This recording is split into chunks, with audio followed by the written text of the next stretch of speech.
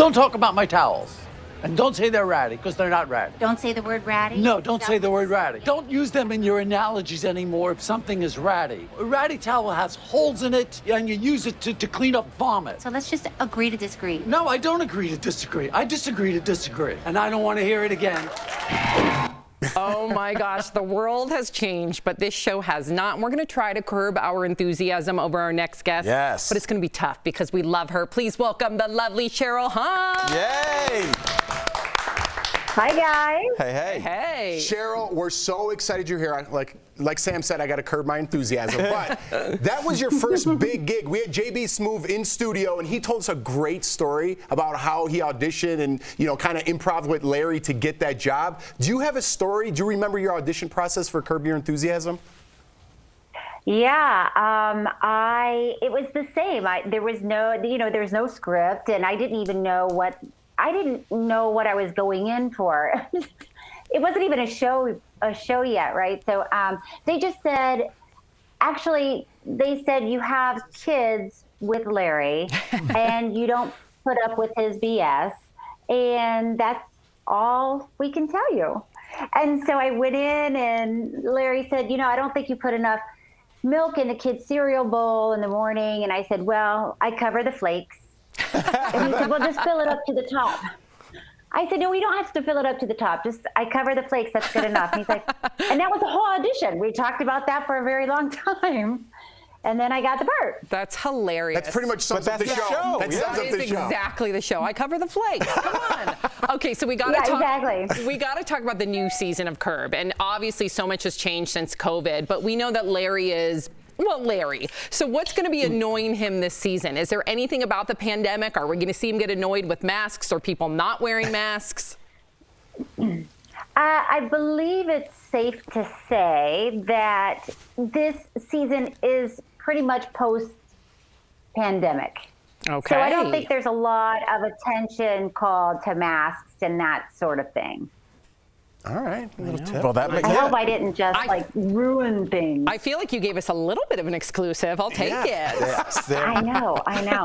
definitely. Now, obviously your character on the show is also named Cheryl, and you and Larry have a long history. You guys were married, then you guys were friends with benefits. So just in your opinion, what's like the funniest part of their relationship? Is it the married part or like friends with the benefits part? Well, we do seem to get into a lot of trouble just being friends. It's not black and white, our relationship. There's a lot of gray area. Like a real relationship. Yeah. Exactly. That's the thing. I mean, that's what's really fun about Curb is we've been on for so long and we all have different relationships in the show, just like in real life, right? You have these complicated relationships, and that's me and Larry. That ventriloquist scene was hilarious. They're all Well, Cheryl, we know that Curb is fictionalized version of Larry's life, although sometimes we have to be reminded of such. So how much of the show is improvised versus produced, and what's the biggest overlap between real life and your characters?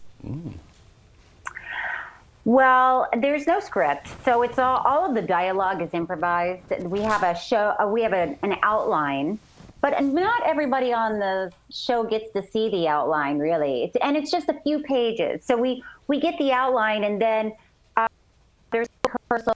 Talk about the headline. We just shoot it, and with cameras on the people that are talking, and that's it. And you do it a few times and make sure it's going in the right direction. So that's our process.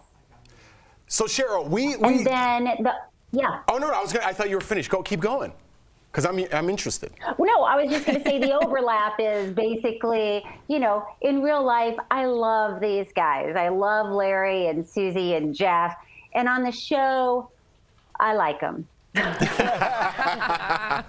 Exactly. So let's talk about real life, Cheryl, because we all know what annoys Larry. We hear about it all the time. What's been the most annoying part of this past year for you, or just in general? For me, I don't like when people return their shopping carts. Or they don't, you know what I mean? So do you have an annoying little tick like Larry? And do you return your shopping carts, Cheryl? I do, and I go to great lengths to return it, which then it stresses me because I'm like, I don't know.